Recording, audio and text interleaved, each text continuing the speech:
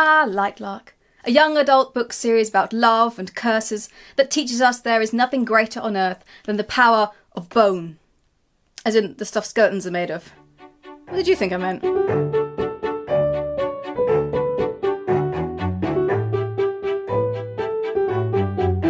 Skyshade by Alex Aster is the third instalment of the Lightlark series. It immediately follows on from the events of Book 2, Nightbane, which saw Isla Crown leave her true love Oro for her other true love Grim in order to stop Grim from destroying Oro by destroying Lightlark by using the portal to get to the other world where other magics can bring Isla back to life properly and thus stop her relying on Grim's life force to keep her alive. Got all that?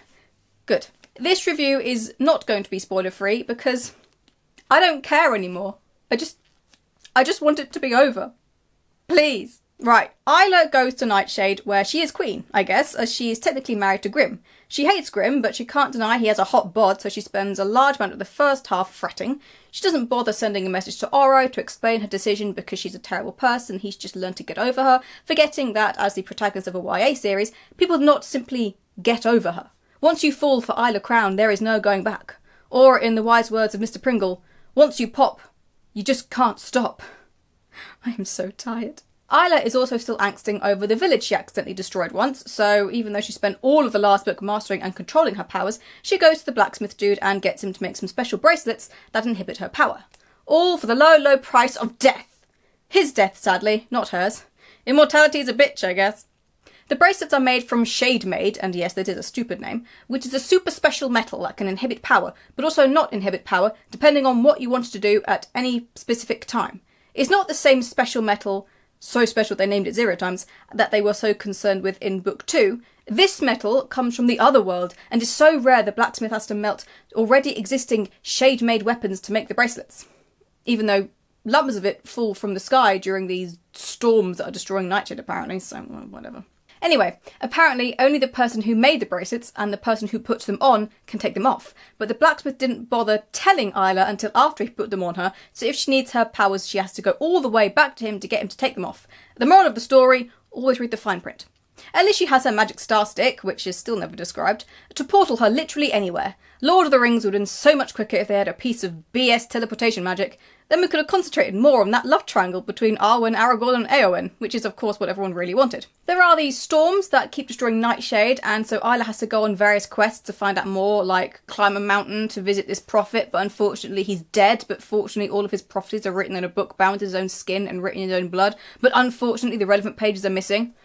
So then she visits other dudes in a stinky cave, but he has the rumblies. The rumblies only human hearts can satisfy, so she becomes Batman, if he conveniently forgot about his no-killing rule, and starts bumping off evil people, then is surprised when people like her for it. She makes a friend, who you already know is going to die, so why bother learning her name?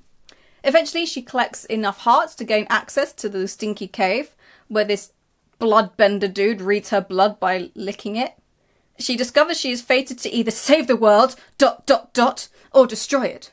This exact phrasing is used about a bajillion times in the book, ... and all, and yes, it becomes tiring very quickly. She also discovers she's going to die at the end of winter. Oh no! Anyway... Isla and Grim investigate storms as well, and Isla tries to use a storm stone Azul gave her, which is a diamond with a storm trapped inside of it, to find the source of the storm, which will locate the portal which they then need to close to stop all the death storms. Except she drops the storm stone like an idiot. If only it was in the form of a ring or something to stop it falling off her hand. Oh wait, it was. Well, if only she had a second storm stone as a backup. Oh wait, she does. But Aster has plans for that later, so back to square one, I guess. And if you want to know more about how stormstones work, then I have some bad news for you. Isla finds out that a wildling is destroying the fields of Nightbane, which are the flowers the wildlings use to make their creatively named healing elixir. Isla also finds out that she has a cousin, and that her dad liked maps, and she discovered an island called Isla, which hits her for 6 because an island named Island is just wild. May she never come to England and learn all about our rivers called River. Actually, may she just never come to England. Isla remarries Grim because morale is low, and she's falling in love with Grim again thanks to his hot bod and nothing else. What else is there? Oro turns up briefly to remind the reader he's still there. Isla is all, "You're too good for me because I'm a terrible person, yada yada," and tries to break his heart so he'll stop loving her instead of, telling him the truth, like an adult.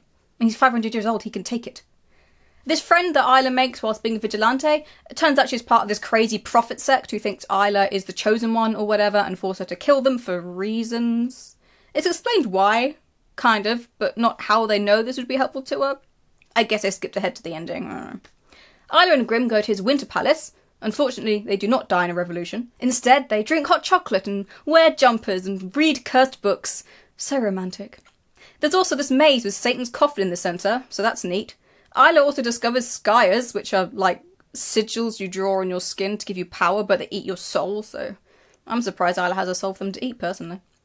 The feather she found in Aurora's room in Nightbane turns out to be a Horcrux, and she asks it for help with the sigils. After a day of jaunting around Island, Isla discovers that she has also been attacking a Nightshade military base. Weird. She then realises it wasn't her, but her ancestor, Lark Crown, who wants to build a new world using the bones of Grimm and Oro, I guess, because... Isla murks the blacksmith, whose name is Ferrar, because of course it is, then goes to Lightlark to find the missing page of the Prophet's book, and Oro's there, and he tries to kill her because she betrayed him, but he still loves her, and oh, the anguish. It's like a Shakespearean tragedy. Specifically that bit in Macbeth where he says a tale told by an idiot signifying nothing. Turns out he was talking about this. They go to the tomb of Horace Ray, or whatever his name was, and they find a bit of bone in the missing pages, but then Lark attacks and traps Isla a mile underground, which made me ponder if she really is the villain in all this. Isla realises she doesn't actually have her father's flair, but actually has the ability to straight up steal power like a giant barely dressed leech. Using her stolen powers, she frees herself, teams up with Oro and Grimm and some others, and makes a plan to send Lark through the portal, then shut it, locking her and Deathstorms out. I'll be honest, I don't remember much of the climax. It was mostly Isla does stuff and tells us about other stuff she did previously that the book didn't bother telling us before because reported scenes are more fun than active scenes. I don't know. Most of it felt made up on the fly, but what do I know? Lark is flung through the portal, Isla following because the portal can only be shut from the other side, and the other world's name? Skyshade!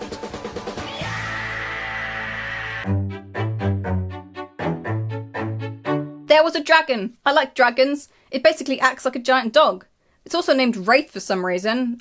I can't remember if Grimm named it or if Isla did, but if it was Grimm, he's got a lot of nerve complaining that Lynx is a dumb name for a leopard because it's a different large cat when he called a dragon Wraith, which is a different mythical creature. The blacksmith had more of a role. I enjoyed the idea of this character in Nightbane and was disappointed that he never turned up again, so I was pleased he actually did stuff in this book. I liked the snakes, although that is probably less to do with the book doing it well and more to do with me liking snakes. It feels like Aster was trying more with the plot of this one. I'm not saying she was successful, because she wasn't, but there is a feeling that there was some attempt to weave together an intricate narrative from the various fantastical elements and world-building nonsense she'd pulled out of her backside in the previous books. I'm not going to talk about the plot, because I already have. It sucks. The writing is so very bland. A lot of this is written in short, simple sentences which can be effective, but not when it's almost the only type of sentence utilised. Lots of wases and so many sentences beginning with she. She did this, she did that, she realised XYZ. The description is also lacking. I really struggled picturing any of this. For instance, there's a section where we're in this cave and these creatures start chasing them. And considering there are loads, I imagine they were sort of the size of a large dog, but it's never specified. They escape by running down a cave that narrows until the creatures can't follow, but after they reach that point, Aster mentions the cave growing low enough for it to touch the top of Grimm's head, and Grimm is hecking tall, so how big were these creatures? One of them bites Isla's leg, if I recall correctly, and if they're that big, I'm surprised it didn't bite her leg off. And this is by no means the only example. There are several sections where I just couldn't get a grip on what was actually happening because the setting and the physicality were just too under-described. Also, there's a part of me that questions how much of this Alex Aster wrote. It just feels so different from the first two books. Lightlark was full of ridiculous similes and metaphors that didn't work. And Nightbane still has lots of somewhat ridiculous descriptions, but a little more thought out. Here, there are barely any. That's not the only reason, but I can't quite pin down the others. It's just a feeling. Maybe she got a new editor, one unwilling to try and work through her usual nonsense and cut it all out instead, or maybe her old editor just gave up. Who knows? Isla is a pretty annoying main character to follow. She's never been good, but here she's infuriating. She just whinges all the time about not knowing who she loves and hating where she is and hating the fact she's so powerful and special with no actual personality to back anything up. Aster is clearly trying to set her up as this tragic character in the beginning because she's innocent and has only ever tried to do good, but everyone hates her anyway. Boo-hoo. Grim is still every brooding love interest ever. I see that a lot of people really like him and think he's just the bee's knees, but I don't really have the patience for this sort of character. It's all well and good giving speeches about how you die for someone or kill for someone, but most people just want someone who'll do the dishes for them, or listen to them rant about their day, or go to the shops and buy them painkillers and chocolate at 11 o'clock at night. Also, not sure I'd want to be with someone who said he'd kill the gardeners if I didn't like the greenhouse he'd made me. It's a bit of an overreaction. I can't really talk about Oro because his role was taken over by Sir barely appearing in this book. I also want to mention Cleo because she sporadically turns up. Cleo's role is very confusing. I understand she wants to go to the other world to resurrect her son, but I don't understand any decision she made or who she's working with or what she's willing to do. It's like she's an empty vessel who just fulfills the author's requirements for each individual scene. She's got her fleet heading towards Nightshade because she needs Grim to get through the portal, except she never actually reaches Nightshade nor talks to Grim. Then suddenly she's working with Lark. Then she stabs Lark in the back. Why? I don't know. It will surprise no one to learn that I didn't care for the romance in this. It sort of worked in the second book with the two stories being told simultaneously, but here it just became so long-winded and grating. I mean, she spends half the book whinging about hating Grim, but every time he looks at her or touches her she gets all thirsty, which I really couldn't understand. Angst about Oro, whom she left behind, but doesn't exactly do anything to assuage his heartbreak. Frets about not being good enough for Oro because she's terrible, but doesn't have this issue with not being good enough for Grim. She starts boinking Grim because she needs comfort. The comfort only Grim's rock-hard bod can satisfy. And then she ends up seeing Oro and gets all thirsty for his rock-hard bod too, and has creepy dreams about him, but doesn't want to sleep with him because that would betray Grim, even though she betrayed Oro first by sleeping with Grim. Then she just accepts she's in love with both of them, and they both love her despite her terrible treatment of them. Step 4 profit? Meanwhile, I am slamming my head against a wall because during all of this romantic filibustering... We're in a war, man! There's also a section where the book briefly turns into a Hallmark winter film, with Isla and Grim shopping for warm jumpers and eating sweets from a sweetie shop, while snow falls outside the window, and drinking hot cocoa and snuggling by the fireplace. Which is all very nice, but guys... We're in a war, man! I also didn't care for all the leering. Grim leers at Isla all the time. Between dramatic proclamations of love, leering and dirty talk, and praising her becoming a murderer, there isn't much room for actual wholesome romance. Call me old-fashioned, but I do like my romance to have some sense of emotion. Side note, I figure Isla has to end up with Grim at the end because the Nightshade fashion sense is one of the most scandalous, second only to the Wildling. The Sunling people are far too modest, and wearing revealing clothes is the closest thing to a personality Isla has. The pacing is very episodic, and the first half sort of comes across as a video game. Like, when you just speed through all the side quests in a game to get all the power-ups needed before you actually do the story. Does that metaphor work? I haven't played many games. This has the side effect of feeling very rushed. Scenes have very little setup, speed through to the meat of the matter, and then abruptly end so that Isla can go back to more important things like feeling up Grim's firm stomach whilst whining about how much she hates him. If I pointed out every inconsistency and mistake, I would be here all day. There are tons in regard to the world building and magic system.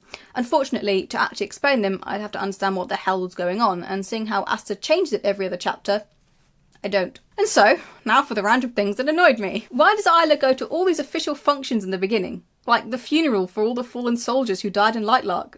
She was battling against them. She probably killed some of them. Why did she go? It's not like she was forced. She just went so she could wear a not all there black dress and complain about how much she doesn't want to be there because everyone hates her. Isla claims she doesn't like flying, but didn't she go on a romantic hot air balloon ride with Grim in Book 2? Maybe she hated it, but I don't remember her hating it. There are two creatures Isla encounters that smell blood. The first time, she has already sustained an injury, which she says has already bled through her bandages, but the creature doesn't sense it. The second time, she again has already sustained an injury, so she tricks the creatures by throwing bloodied clothes in a different direction, and they all go for it. Which is not how that works. You're still bleeding, Isla. The line, Saoirse chewed the pastries loudly, is immediately followed by, at least she was being quiet. You keep using the word. I don't think it means what you think it means. Whilst preparing for her second wedding, Isla describes his attendants as putting jewels on her wrists, which I imagine are just fancy bracelets to go with her presumably very plain and very flat other bracelets she got from the blacksmith to inhibit her powers, although they're never described. What self-respecting fantasy doesn't describe magical bracelets? Within the same scene, she also dons gloves that fit over her bracelets, presumably the magic ones. But what about the bejeweled ones? What's the point of wearing jewels on your wrists if you're going to cover them with gloves? Well, you don't wear gloves over chunky jewellery, you'd wear the bracelets over the gloves. It's not rocket science. Did Netto even read this? Her second wedding also takes place in this greenhouse that Grimm had built for Isla because she missed greenery after marrying him the first time. Presumably, this greenhouse is the size of Westminster Abbey. But it's barely described, so who actually knows? Also, it comes out of nowhere, like Aster just thought, oh, that would be romantic, and didn't bother retrospectively adding it anywhere or having Isla go there when she's still in her I hate Grimm phase. We also don't really get the sense of Isla particularly missing nature. If it was there, it could have been stronger. Aster still thinks that people are always raising a shoulder. At one point, a character raises one shoulder, then shrugs in the next line. What is going on? At one point, Isla is amazed that a character is able to make solid shadows. I think. You know, it was really unclear. She says that even Grimm can't do that, but Grimm does it all the time. He uses shadows to keep her from falling off her dragon. He has a sword fight with a solid shadow. But no, Grimm can't do anything remotely like using solid shadows. Apparently, it's actually unusual for kids to have the same flair as their parents. But in an earlier book, I thought Grimm said he knew who Isla was because she shared her father's flair. Which is it? Grimm picks Isla out some clothes and fails. Badly. Isla laughs because he doesn't know how women dress, but there's a difference between not knowing how women dress and not knowing how to dress for the cold. Grimm's not an idiot, and he's aware of how keenly Isla feels the cold. He should not have failed. But I suppose Grimm's always been more interested in what's underneath her clothes, so why am I surprised? Isla finds a cursed book that only she can read because she's immune to curses, yada yada yada. She takes it into a maze, which negates all magic, including, presumably, her anti-curse flare. As the second time she opens it, in the maze, it unleashes this horrible curse creature. But the first time she opens it, in the maze, there's nothing. Nada. El Zilcho. There are plenty of others too, but each would require too much explanation, and I can't bother to go into it. So I won't. Also, Harry Potter. It is abundantly clear that Alex Aster had a sneaky Potter read before writing this. We have a prophecy binding together two men, one of which is fated to be killed. We have Follow the Snakes. We have a freaking Horcrux in the form of Tom Riddle's quill. We have a smelly old cave with a basin of questionable liquid. We have a dragon that the tall burly man treats like a pet. We have a legion of evil reanimated corpses. We have an old evil everyone believed dead, who it turns out is not that dead and is deeply entwined with the main character. It isn't necessarily a bad thing to borrow elements from other books, and this is nowhere near as blatant as the Iron Trial or Wizard's First Rule, but still, it's a bit weird. All in all, this book is, how would you put it, Moomin Papa? It's an absolute disaster, that's what it is. Thank you. And that's not the worst thing. The worst thing is this was supposed to be a trilogy. I was speeding through the end thinking, this is it. A few more pages and I never have to read about Isla Crown and her twittish boyfriends ever again. But no. This ended on another cliffhanger. Because apparently this is now a 5 or 6 book series. I'm surprised she's managed to eke this love triangle out to 3 books, let alone 5 or 6. Will I read them? Well, I don't know. I feel I have to. I have no choice. I'm in too deep. I just want it to end. Please, let it end. Fortunately, the next isn't published until December, so I still have a few more months of bliss. Until then, goodbye.